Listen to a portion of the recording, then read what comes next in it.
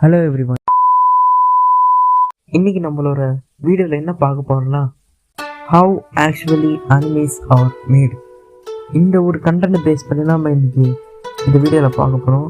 Guys, நம்ம இந்த வீடியோக்குள்ளே போகிறதுக்கு முன்னாடி ஒரே ஒரு விஷயம், இந்த சேனல் பார்க்குற யாருமே அதிகமாக மொத்தம் சப்ஸ்கிரைப் பண்ணிங்க. ஏன்னா நிறைய பேர் சப்ஸ்கிரைப் பண்ணுங்க. ஸோ அதனால் அவங்களுக்குலாம் ப்ளீஸ் சப்ஸ்கிரைப் பண்ணிட்டு இந்த சேனல் பண்ணுங்க. அதான் எங்களுக்கு மோட்டிவேஷனாக இருக்கும்.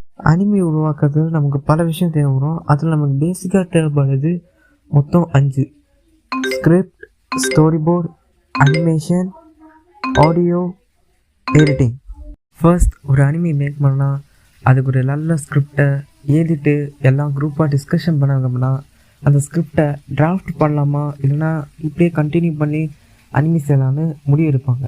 ஃபஸ்ட்டு ஸ்கிரிப்டை அது அவங்கள ஸ்க்ரீன் பிளே ரைட்டர் அப்படின்னு சொல்லுவாங்க அனிமேல. ஸ்கிரிப்ட் முடிஞ்சோடனே அடுத்து பண்ணுற ப்ராசஸ் வந்து ஸ்டோரி போர்டு. ஸ்டோரி போர்டு வந்து ரொம்ப ரஃப்பான ஒரு ட்ராயிங்கில் வரைஞ்சி ஓரளவுக்கு புரிஞ்சுக்கிற மாதிரி இருக்கும். அது எதுக்குன்னா அனிமேட்டர்ஸ்க்கு அவங்க என்ன அனிமேட் பண்ணணும்னு ஒரு கிளியரான கிளாசிஃபிகேஷனுக்காக அந்த டேரக்டரும் அங்கே இருக்க ஆர்டிஸ்ட்டும் சேர்ந்து இந்த மாதிரி ஒரு ட்ராயிங்கை உருவாக்கி அனிமேட்டர்ஸ்க்கு காட்டுவாங்க. இதுக்காக அந்த அனிமேட்டர்ஸ் அந்த சீனில் இருக்க கேரக்டரையும் பேக்ரவுண்டையும் வரைய அனுப்புவாங்க. ஸ்டோரி போர்டு எல்லாம் அனிமேட்டர்ஸ்க்கு கிளாசிஃபிகேஷன் பண்ணதுக்கப்புறமா அடுத்த ப்ராசஸ் அனிமேஷன். அனிமேஷனில் 2 இருக்குது. ஒன்று கேரக்டர் அனிமேஷன், இன்னொரு பேக்ரவுண்ட். பேக்ரவுண்டில் மோஸ்ட்டாக அந்த சீனில் என்னென்ன பேக்ரவுண்ட் இருக்கோ அந்த பேக்ரவுண்டை வரைவாங்க. ஏன்னா கேரக்டர் அனிமேஷனில் அந்த கேரக்டர் எப்படிலாம் நகரும் அப்படின்னு அந்த வரைய தான் கேரக்டர் அனிமேஷன். கேரக்டர் அனிமேஷன்லேயே மோஸ்ட்டாக நல்ல எக்ஸ்பர்ட்ஸ் அனிமேட்டர்லாம் ஃப்ரேமாக டேரக்டாக வருவாங்க. ஃப்ரேமாக அந்த கேரக்டர் நகர்றது போஸில் முக்கியமான போஸ்லாம் வரைவாங்க. அதுக்கு ரெண்டுக்கும் நடுவில் இருக்கிற போஸ் வருவாங்க. அது எதுக்கு வரைவாங்கன்னா கேரக்டரோட அனிமேஷன் ஸ்மூத்தாக இருக்கணும் காரணத்துக்காக. மோஸ்ட்டாக ஃப்ரெஷர்ஸ்லாம் நடுவில் இருக்க அனிமேஷனாக வரைய சொல்லுவாங்க. மோஸ்ட்டாக எக்ஸ்பர்ட்டெல்லாம் ஃப்ரேம்ஸே டேரக்டாக வருவாங்க. அனிமேஷன் முடிச்சதுக்கப்புறம் அடுத்து வர ப்ராசஸ் ஆடியோ ஃபஸ்ட்டு அனிமேஷன் முன்னாடி ரெக்கார்ட் பண்ணிட்டுருப்பாங்க. அதனால அவங்க அதுக்கப்புறம் அவங்க அந்த ஆடியோவை அவங்க வீடியோவை ஆட் தான் பண்ணணும். அதனால அவங்களுக்கு அந்த டைமில் வந்து பெரிய பிரச்சனை கிடையாது. சரி, ஏன் அவங்க ஆடியோவை ஃபஸ்ட்டே வந்து அவங்க ரெக்கார்ட் பண்ணுறாங்கன்னா அதுக்கான ஒரு சில ரீசன்ஸ் இருக்குது.